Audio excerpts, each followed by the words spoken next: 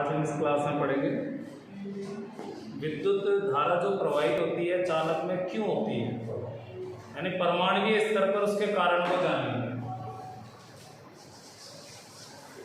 मान लो ये कोई चालक है,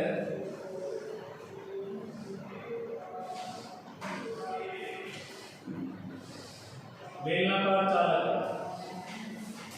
चालक जो होते हैं उनमें मुक्त इलेक्ट्रॉन होते हैं। कोई भी परमाणु है उसमें मान लो इलेक्ट्रॉन की कक्षाएं हैं, कितनी भी कक्षाएं हैं, जो सबसे बाहर वाली कक्षा है उसमें से इलेक्ट्रॉन कभी कभी निकल जाता है, कुछ इलेक्ट्रॉन निकल जाते हैं कुछ परमाणुओं से। तो ये फ्री होकर परमाणुओं के बीच में जो नेक्स्ट परमाणु है उसके बीच में जो गैप है, इस गैप में इधर उधर विचरण करता है, रैंडम मोशन करता है। यानी इलेक्ट्रॉन इधर से इधर जाएगा, कभी इधर जाएगा, कभी इधर जाएगा, टकराता रहेगा। मतलब यहाँ से इलेक्ट्रॉन चला तो यहाँ जाके किसी परमाणु से टकराया, फिर ये इधर गया तो यहाँ परमाणु से टकराया, फिर इधर मुड़ गया, फिर इधर मुड़ गया। इस तरह से ये टेढ़ी मेढ़ी दिशा में चलता रहेगा और इन दो टक्कर के बीच में काफी फास्ट चलता है। तो ये मुक्त इलेक्ट्रॉन है और जो बंधे हुए इलेक्ट्रॉन है ये फ्री नहीं हुए, इनको कहते हैं बद्ध इलेक्ट्रॉन। एक तो हो गया बद्ध इलेक्ट्रॉन और एक मुक्त इलेक्ट्रॉन।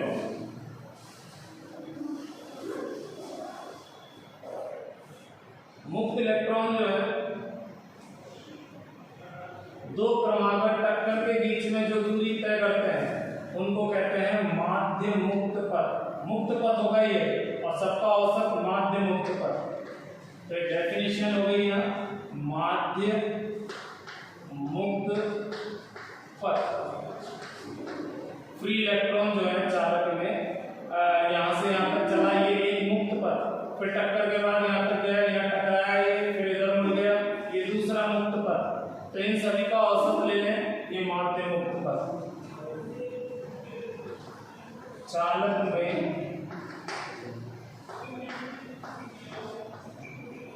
मुक्त इलेक्ट्रॉन द्वारा दो क्रमागत टक्करों के मध्य तय की गई दूरियों का औसत माध्य मुक्त पथ कहलाता है।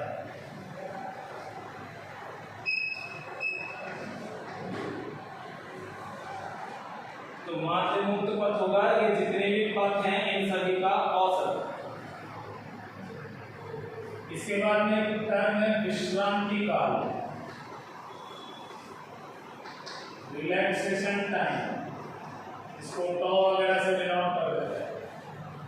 ये यहाँ से यहाँ तक का समय है, दो क्रमागत टक्कर के मध्य इलेक्ट्रॉन द्वारा लिया गया समय। दो क्रमागत टक्करों के मध्य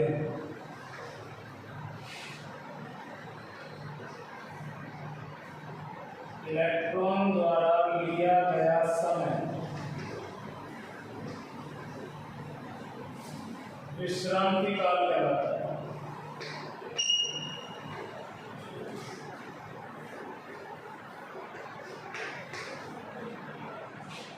तो दो टक्कर के बीच में जो समय है उसको विश्रांति काल कहते हैं।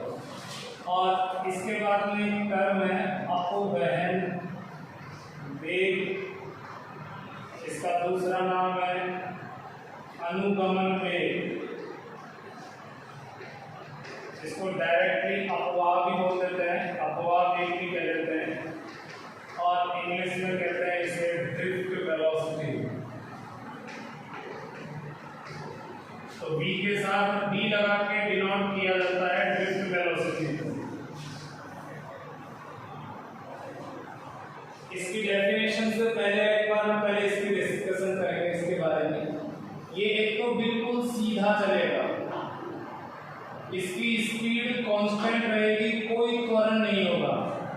ये यहाँ से अचानक टक्कर के बाद स्पीड कम ज्यादा हो सकती है, हो सकता है यहाँ इसकी स्पीड v1 है तो यहाँ हर वैल्यू पर v1 होगी, इसका डायरेक्शन कांस्टेंट है तो वेग v1 है, लेकिन यहाँ से यहाँ तक टक्कर के बाद हो सकता है इसका वेग चेंज हो जाए, वो v2 हो जाएगा। फिर टक्कर के दौरान पूरे में v2 ही रहेगा, ये डायरेक्शन भी चेंज नहीं हो रही है यहाँ से यहाँ तक और मान भी चेंज नहीं हो रहा है। ये वाली जो वेलोसिटी है, ये जो चाल है, इसको थर्मल चाल कहते हैं, इसको ऊष्मीय चाल कहते हैं, क्योंकि इलेक्ट्रॉन क्यों चल रहा है, खामखा क्यों चल रहा है किसी चालक में इलेक्ट्रॉन, तो वो ऊष्मीय ऊर्जा की वजह से चलता है। और इसकी वैल्यू होती है 10 टू द पावर -6 मीटर पर सेकंड कोटि। अभी भी लाइट की स्पीड से तो बहुत दूर है, लाइट की स्पीड तो 3 × 10⁸ है, तो अभी इससे तो ये 1% से भी कम है। हालांकि ये लाइट की स्पीड से बहुत कम है, लेकिन हम हमारी जनरल डेली की बात करें, हम हमारे नियर बाई ऑब्जेक्ट की बात करें तो उनसे तो काफी फास्ट है। अगर किलोमीटर में लूं मैं तो इसको 3 लिख के किलोमीटर लिख सकते हैं, तब भी हो गया 1000 किलोमीटर 1 सेकंड में। इतना फास्ट ना तो मानव ने कोई ऑब्जेक्ट बनाया है कि इतना फास्ट चले 1 सेकंड में 1000 किलोमीटर, तो ये इलेक्ट्रॉन इतने फास्ट चलते हैं। लेकिन अगर मैं इसमें एक बैटरी लगा दूं, अब मैं इस चालक में एक बैटरी लगा रहा हूं,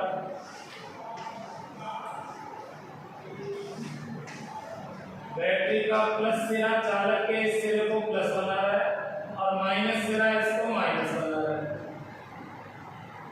या ऐसे कहो कि ये प्लस यहीं से इलेक्ट्रॉन खींचना शुरू करेगा, तो इसके अंदर के मुक्त इलेक्ट्रॉन इधर चलेंगे, लेकिन वो इलेक्ट्रॉन ऐसे नहीं जाएंगे, खाली जगह थोड़ी है जो सीधे जाएंगे, इसके अंदर परमाणु भरे पड़े हैं, इसलिए वो रास्ते में आते जाएंगे, तो इलेक्ट्रॉन टकरा कर चलेंगे, तो टकरा के चलेंगे तो फिर ऐसे मुड़ते हुए चलेंगे, लेकिन उसमें भी सीधी लाइन में नहीं है। जैसे मान लो इलेक्ट्रॉन है, यहाँ से टकरा के इधर की तरफ उछला, तो ये इधर की तरफ यूं मुड़ जाएगा, ये इलेक्ट्रॉन यहाँ से चला, यहाँ एक परमाणु से टकराया, अब यहाँ दूसरे से टकराया, तो दो टक्कर के बीच में एक तो इसका पथ जो है वो वक्रीय हो जाएगा। मान लो टक्कर के जस्ट बाद इसका प्रारंभिक वेग जो है वो है u, और टक्कर के दौरान इसका वेग है v, इसमें इसका मान भी बदल सकता है और दिशा भी बदल सकती है। तो इस दौरान एक त्वरण लगेगा a, वो त्वरण क्यों लगेगा, क्योंकि इस दौरान इस पर बल लग रहा है। बल क्यों लग रहा है, ये बैटरी लगा रही है, बैटरी खींच रही है, तो बैटरी जो बल लगाएगी उसकी वजह से त्वरण उत्पन्न होगा, उसकी वजह से इसकी दिशा भी बदलेगी। मान लो ये टकरा कर इधर मुड़ गया, अब मान लो u2 वेग है इसका, लेकिन ये इधर की तरफ खिंच रहा है, इसलिए ये सीधा जाके यू मुड़ जाएगा, हो सकता है तीसरी टक्कर हो गई, अब ये इधर की तरफ मुड़ गया, ये लेकिन इधर चला जाएगा ऐसे। तो अगर मैं बात करूं किसी पर्टिकुलर इलेक्ट्रॉन की, तो वो कभी इधर मुड़ेगा, कभी ये ऐसे चला जाएगा, कभी ये यूं मुड़ के यूं वापस मुड़ेगा, कभी हो सकता है इस तरह से जाकर यूं चला जाए, कभी यूं, इस तरह से टेढ़ा मेढ़ा चलता हुआ अंत में पंत ये यहाँ पहुंच ही जाएगा, एक ड्रंकर्ड की तरह जाएगा, एक शराबी की तरह जाएगा। आपने मधुमक्खियों को देखा होगा, जब वो झुंड में उड़ती है, काफी फास्ट उड़ती है, लेकिन वो आगे भी जाती है, साइड में भी जाती है, पीछे भी आती है, लेकिन झुंड धीरे धीरे आगे बढ़ रहा है। इसका मतलब ये थोड़ी है कि वो बहुत धीरे धीरे उड़ रही है, काफी फास्ट उड़ रही है वो तो इधर उधर, लेकिन थोड़ा थोड़ा आगे की तरफ ज्यादा बढ़ रही है। तो ये जो इलेक्ट्रॉन है ये टेढ़े मेढ़े चल रहे हैं, लेकिन कहीं ना कहीं इनमें आगे की तरफ जो गति है वो थोड़ी ज्यादा है। तो अगर मैं इन सभी के आगे वाले घटक जोड़ दूं, तो जो वेग प्राप्त होगा वो अपवहन वेग कहलाएगा। या ऐसे कहूं कि दो टक्कर के बीच में प्रारंभिक वेग ये अंतिम वेग, तो ये अंतिम वेग है, इस टक्कर के लिए यहाँ अंतिम वेग, फिर अंतिम वेग, तो विभिन्न अंतिम वेगों का जो औसत है इसी को कहते हैं अपवहन वेग। तो अपवहन वेग हो गया चालक में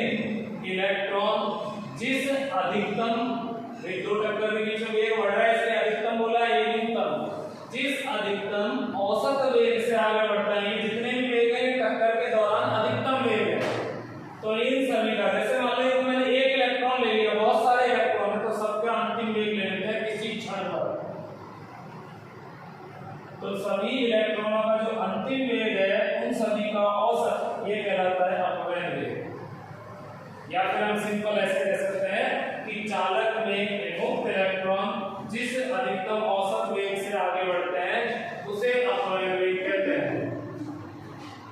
तो इसकी डेफिनेशन ये हो गई, चालक में मुक्त इलेक्ट्रॉन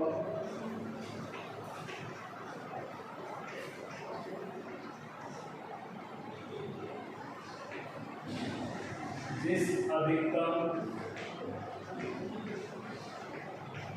औसत वेग से आगे बढ़ते हैं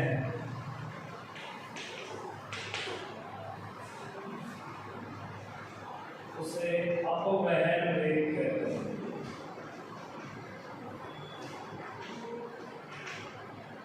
उसे अपवहन वेग कहते हैं जिस अधिकतम औसत वेग से वो आगे बढ़ते हैं। यानी इसका फॉर्मूला हो गया v1 + v2, लेकिन एक फॉर्मूला है लिखूंगा नहीं तो आप इसी को यूज करोगे जबकि इसके फॉर्मूले अलग है। ये तो बस मैंने यहाँ मान लिया, नहीं मानते तो ये थोड़ी होता फॉर्मूला। अब हम डेरिवेशन करेंगे तो डेरिवेशन से सवाल देंगे।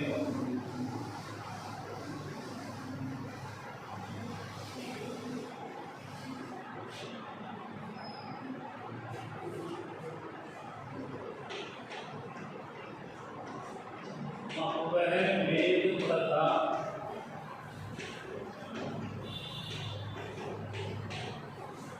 वेगांतर में संबंध, मतलब अपवहन वेग का एक सूत्र, एक डेरिवेशन। मान लेते हैं ये चालक है, बेलनाकार चालक, इसको मैंने बैटरी से कनेक्ट कर दिया, बैटरी से जोड़ दिया इसे।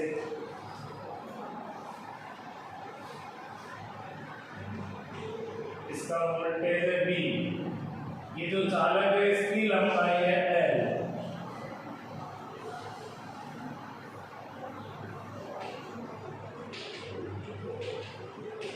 बेलनाकार चालक, और ये जो हिस्सा है इसका क्षेत्रफल ये हमने ये मान लिया,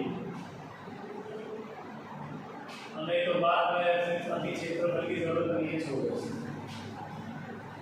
यहाँ जो विद्युत क्षेत्र बन रहा है इसमें वो बन रहा है E। अब एक क्वेश्चन ये कि चालक के अंदर विद्युत क्षेत्र होता ही नहीं है, वो तब नहीं होता जब हम इलेक्ट्रोस्टैटिक की बात करते हैं। जब चालक होता है, चालक में आवेश दे दिए तो वो आवेश चारों तरफ फैल जाएगा। इसमें ऐसा नहीं है, इसमें स्थिर नहीं है आवेश, इसमें तो आवेश आगे बढ़ गया, यहाँ से इलेक्ट्रॉन गया तो वो आगे आ गया। एक तरफ नेट आवेश पॉजिटिव है, दूसरी तरफ नेट नेगेटिव, इसलिए इसके अंदर विद्युत क्षेत्र होगा। तो इसके अंदर जो इलेक्ट्रॉन है वो भले ही टेढ़ी मेढ़ी गति करते हुए जा रहा है, लेकिन हम तो अपवहन वेग दर्शाएंगे तो सीधा ही दर्शाएंगे, क्योंकि ये सबका सदिश हो गया आगे की तरफ, ये सबका एक तरह से घटकों का योग है। इसको अपवहन वेग VD से व्यक्त करते हैं। तो मुक्त इलेक्ट्रॉन भले ही टेढ़ा मेढ़ा आ रहा है, लेकिन जैसे इसका हमने ये घटक ले लिया, ये इधर है, इसका ये घटक ले लिया, ये ऐसे था, इसका ये घटक ले लिया, तो सबके इधर वाले घटक जोड़कर सदिश योग निकालेंगे, ये आ जाएगा।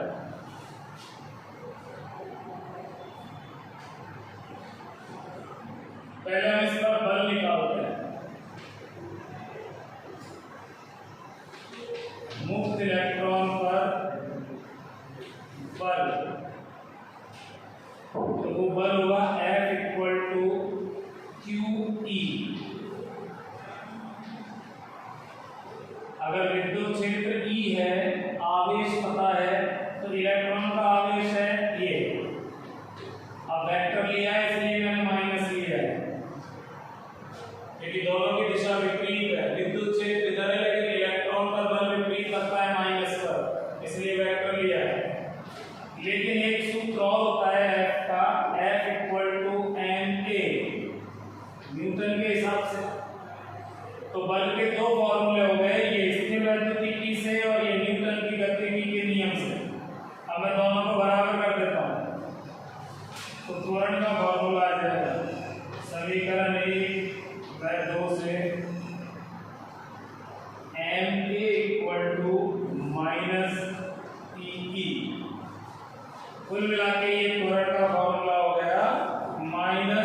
Small e capital E upon small N.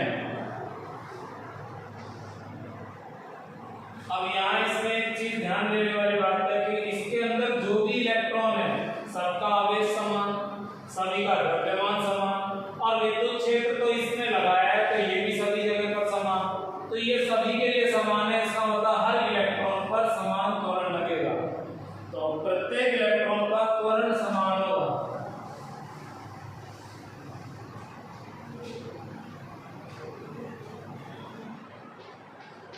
यदि दो क्रमागत टक्करों के मध्य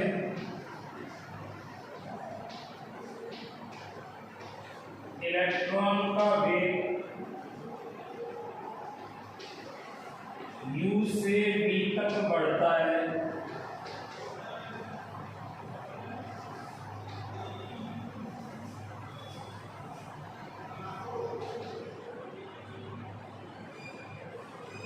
t समय में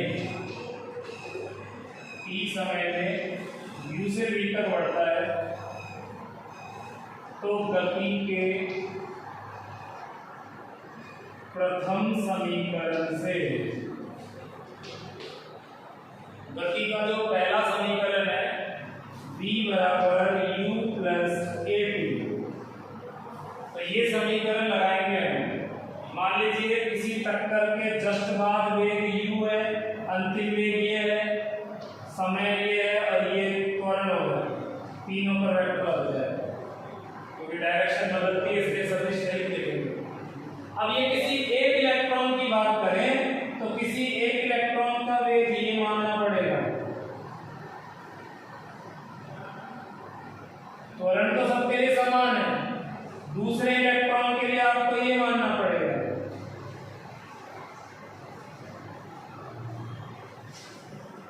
क्या मिलेगा?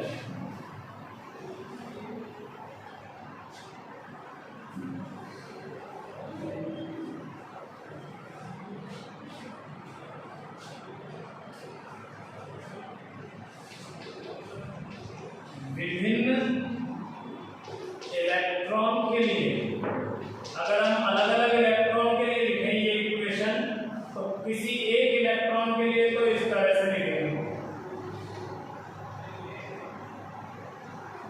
इस पर वेक्टर नहीं आएगा और इस पर 1 2 3 ऐसे नहीं आएगा।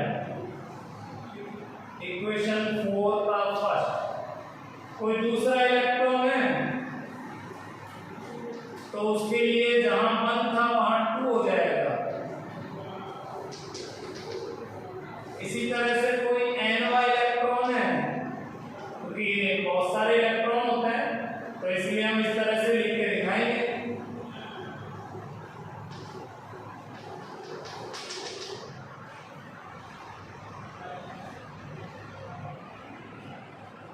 ये किसी एक इलेक्ट्रॉन के लिए समीकरण लिखा है, ये दूसरे के लिए, ये तीसरे, चौथा, पांचवा, इस तरह से अरबों खरबों इलेक्ट्रॉन है तो सभी के लिए ये एनवा मान लिया, लास्ट वाला मान लिया।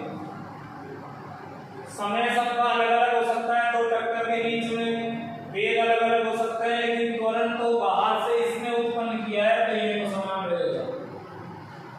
अब इन सभी को जोड़ना है। समीकरण 4 के प्रत्येक भाग सभी भागों को जोड़ने पर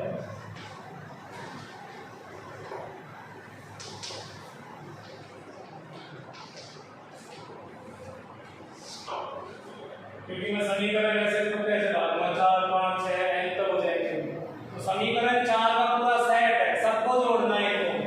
तो ये जितने भी बाएं पक्ष है बाईं तरफ जुड़ जाएंगे, दाएं पक्ष दाईं तरफ जुड़ जाएंगे, तो उधर स्पेस कम पड़ेगा।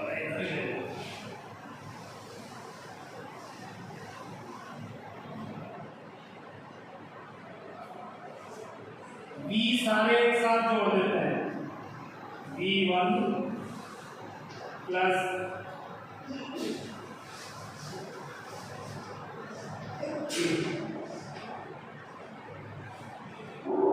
ये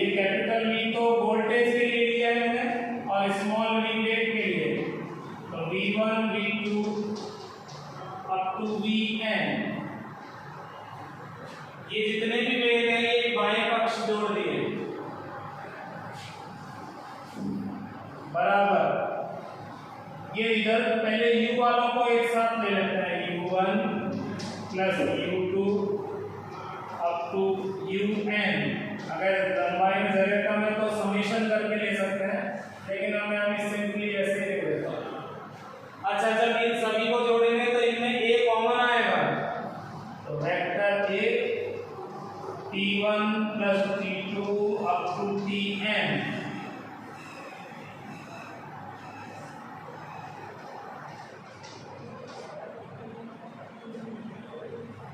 इसमें वेक्टर नहीं है, इसमें यहाँ गया वेक्टर को, तो हर पद में कम से कम एक वेक्टर होना चाहिए। इसमें वेक्टर, क्योंकि वेक्टर में वेक्टर जुड़ता है, तो ये पूरा वेक्टर है तो ये भी वेक्टर है, तो जुड़ सकता है। अब मैं n का भाग दे देता हूँ दोनों तरफ, प्रत्येक पद में, ताकि औसत निकल जाए। n का भाग देने पर, जब n का भाग देंगे तो ये हो जाएगा v1 plus v2 vn upon n। इसमें लिखेंगे u1 plus u2 up to un upon n। इधर लिखेंगे t1 plus t2 up to tn upon n। तो प्रत्येक पद में n का भाग देंगे। समीकरण 5। परंतु एक तो ये राशि v1 plus v2 plus vn upon n, इसका मान तो होता है ड्रिफ्ट वेलोसिटी, अपव्यय वेग, u1 plus u2 plus un बटे n, इसका मान होता है 0। अभी बता दूंगा क्यों होता है, पहले मेरे पास देख लेते हैं। तथा t1 plus t2 up to tn upon n, इसको मैंने मान लिया टॉ, माना। यहाँ पर टॉ जो है वो है औसत विश्रांति काल।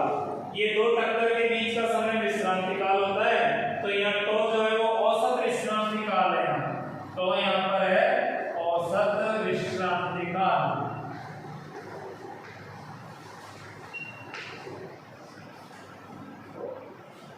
इन तीनों को हम इसमें रख देते हैं। समीकरण 6, 7 व 8 से मान समीकरण 5 में रखने पर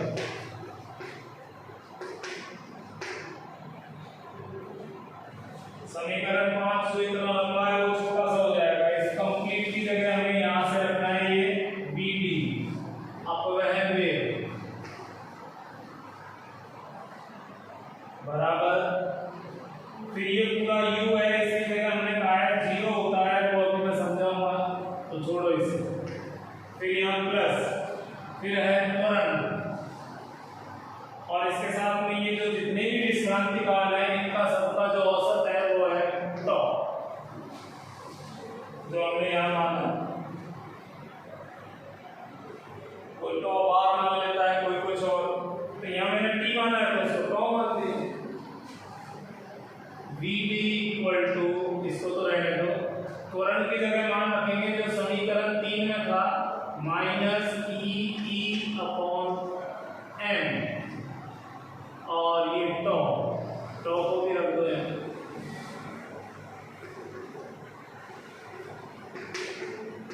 A का मान समीकरण 3 से रखने पर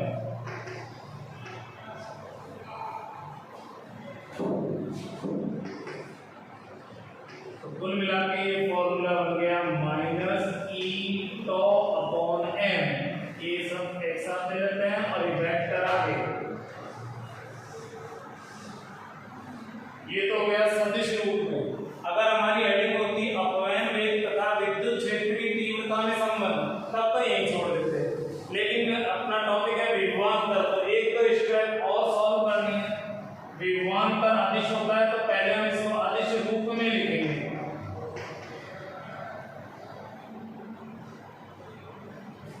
एक फॉर्मूला तो ये हो गया। अदिश रूप में लिखना है तो वेक्टर छोड़ दो और माइनस छोड़ दो, केवल हमें परिमाण जो लिखना है।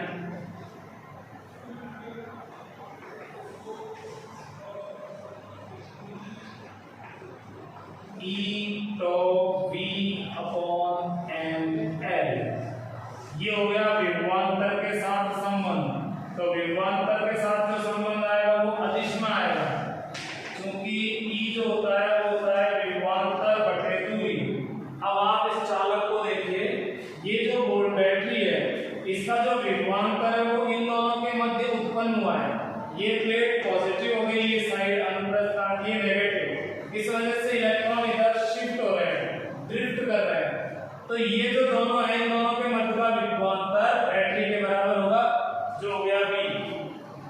और यहाँ से यहाँ तक की जो डिस्टेंस है वो लेंथ हो जाएगी, जो हमने L मानी थी, ये वाली लंबाई L है। तो विभवांतर बटे दूरी ये तीव्रता के बराबर होता है, तो E की जगह V अपॉन L ले लिया, ये फॉर्मूला हो गया।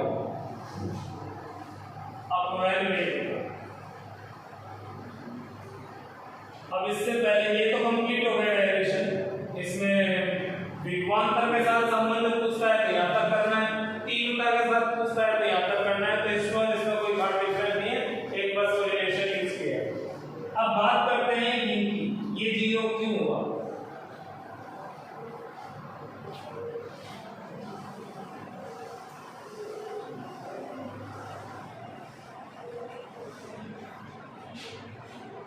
मान लो ये चालक है जिसमें मैंने इसको प्लस से जोड़ा है, इसको माइनस से, बैटरी से जोड़ा है बल्कि इसके अंदर कोई इलेक्ट्रॉन जो है वो टक्कर के बाद में मान लो इधर की तरफ चला u वेग से, लेकिन मुड़ इधर गया v वेग से। कोई इलेक्ट्रॉन यहाँ वाला टक्कर के बाद में इधर चला u वेग से, दूसरा इलेक्ट्रॉन है u2 मान लिया, लेकिन आगे जाके वापस मुड़ गया वो v2 वेग। कोई इलेक्ट्रॉन यहाँ था जो इस तरह से चला u3 वेग से, लेकिन त्वरण की वजह से, बल की वजह से वो v3 बन गया, इधर मुड़ गया। कोई इलेक्ट्रॉन इस दिशा में चला था u4 वेग से, लेकिन उसको इधर मुड़ना पड़ा। तो मेरा कहने का मतलब है u जो है वो इधर भी हो सकता है, इधर भी हो सकता है, इधर भी हो सकता है, इधर इधर, मल्टीपल डायरेक्शंस में be possible in A minute part of a conductor. एक छोटा सा चालक है, उसके छोटे से पार्ट में अरबों खरबों इलेक्ट्रॉन है, तो हर डायरेक्शन में गति करेंगे। टक्कर के जस्ट बाद अलग अलग दिशा होगी, तो सबका सदिश योग 0 हो जाएगा। किसी न किसी का विपरीत मौजूद होगा। इसका विपरीत ये हो गया, इसका विपरीत मान लो या ऊपर की तरफ ये, इसका विपरीत ये हो गया, तो सारे सदिश योग 0 हो जाएंगे। इसीलिए मुझे वेक्टर में लेना पड़ा। अगर मैं वेक्टर नहीं लगाता तो गलत हो जाता है, 0 नहीं होता। इसलिए मुझे पूरा डेरिवेशन सदिश रूप में सॉल्व करना पड़ा, क्योंकि जब तक आप सदिश नहीं लगाओगे तो ये 0 नहीं आएगा। परिमाण तो 0 है ही नहीं इनका, सिर्फ दिशा की वजह से तो 0 हो रहा है। इसलिए इसका एक और एग्जांपल देता हूं मैं। मान लो मैं ऐसे काफी सारी कांच की गोलियां ले लूं, कंचियां बोलते हैं, इस हाथ में गोलियां ले लें, इसमें हम गोलियां ले लें और दोनों हाथों में जोर से ऐसे छोड़ दूं और वो टकराएं। इमेजिन करो मेरे हाथ में चलो ज्यादा नहीं आ रही है, मैं एक डिब्बा ले लेता हूँ, ऐसे बर्तन सा ले लेता हूँ, उसमें 100 गोलियां भरी हुई है और दोनों को ऐसे छोड़ देते हैं, टकराएंगे। और कोई एक हाई स्पीड कैमरा वाला खड़ा है, उसको कहा है कि आपको सिर्फ लगातार काफी सारे कैप्चरिंग करनी है, काफी सारी फोटोज खींचनी है। तो टक्कर के जस्ट बाद क्या होगा, कोई गोली इधर उछलेगी, कोई इधर जाएगी, कोई इधर, कोई इधर, कोई इधर, हर दिशा में जाएगी। तो वो u है, हर दिशा में होने की वजह से u का टोटल 0 कहलाएगा। लेकिन आपको पता है अगर कोई गोली इधर गई है तो गुरुत्वाकर्षण बल की वजह से वो नीचे आएगी, अगर कोई इधर गई है तो उसको भी नीचे ही आना है। तो अल्टीमेटली अलग अलग डायरेक्शन में ऐसे गिरेंगे, लेकिन सब डाउनवर्ड आ जाएंगे। तो नीचे जमीन से जिस स्पीड से वो टकराएंगे, जिस वेग से टकराएंगे, वो यहाँ पर B का काम कर रहा है। तो इलेक्ट्रॉन जो है वो सारे के सारे इधर मुड़ जाएंगे लास्ट में, इसलिए बी सारे एक ही साइड है, तो बी सारे एक ही तरफ है, तो इनका टोटल इधर ही आएगा, ये जीरो नहीं होगा। इनका जो टोटल है और एन का भाग लेके जो औसत है वही तो हमने अपव्यय देखा है, तो अपव्यय इसके औसत होगा। जब आतिशबाजी करते हैं और हम एक पटाखे को ऊपर आकाश की तरफ छोड़ते हैं, तो आकाश में जाके फटता है तो एक गोला सा बना लेता है, उसमें स्पार्कल चिंगारी हर डायरेक्शन में निकलती है, तो हर डायरेक्शन में निकलती है वो यू हो गया, लेकिन आप देखोगे वो फिर नीचे की तरफ मुड़ जाती है सभी गुरुत्वाकर्षण बल की वजह से। तो सिमिलर है, ये भी उसी की तरह हो गया।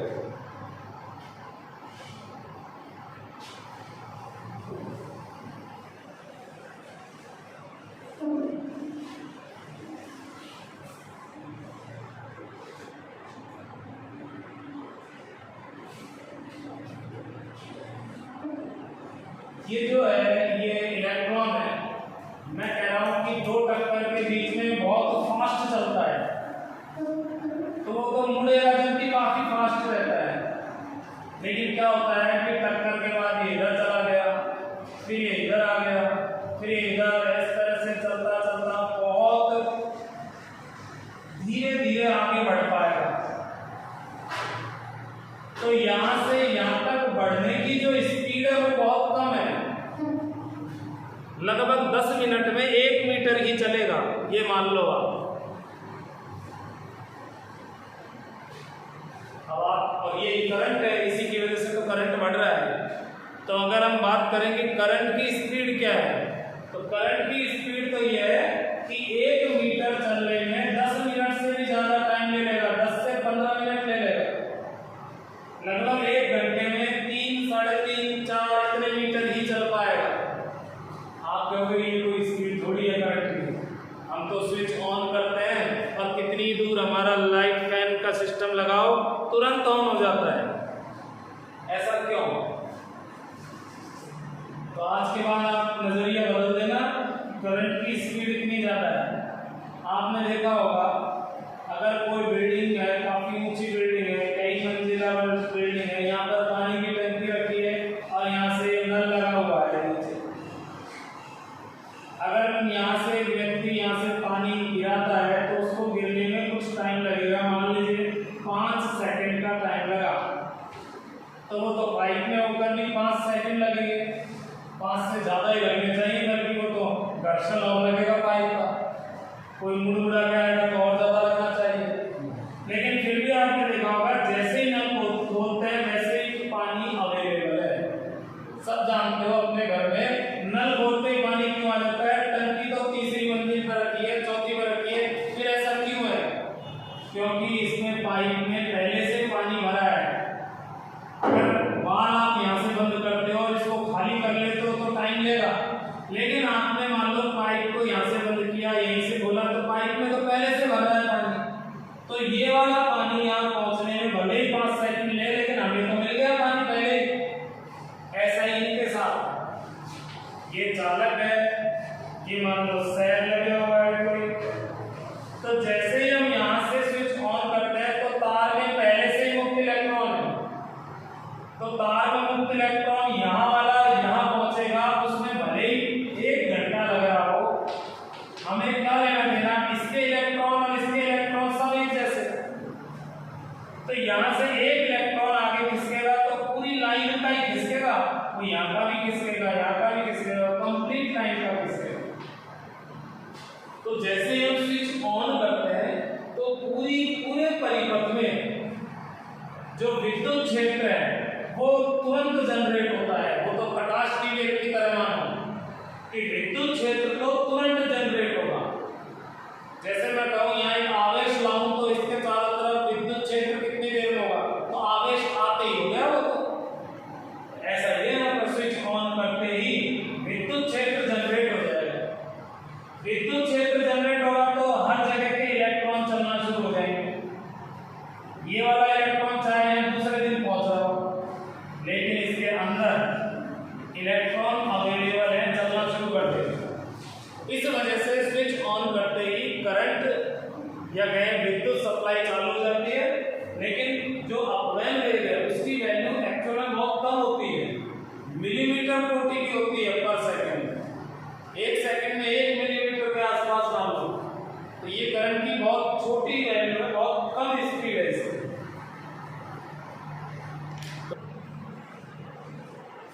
आज की क्लास में हमने पढ़ा कि चालक के अंदर किस तरह से तो इलेक्ट्रॉन गति करता है, मतलब चालक के अंदर इलेक्ट्रॉन गति क्यों करता है, किस किस तरह की गति, अपव्यय वेग, विश्रांति काल, ये छोटी मोटी टर्म हो गई। और उसके बाद में इसका विभवांतर के साथ संबंध, यानी अपव्यय वेग का एक फॉर्मूला आ गया है, बेसिक फॉर्मूला, स्टार्टिंग फॉर्मूला। हम कल करंट के साथ संबंध पढ़ेंगे, नेक्स्ट वीडियो में हम इसके साथ में आई बी की जगह आई वाला फॉर्मूला निकालेंगे, तो अपव्यय वेग का एक और फॉर्मूला पढ़ेंगे। बाय।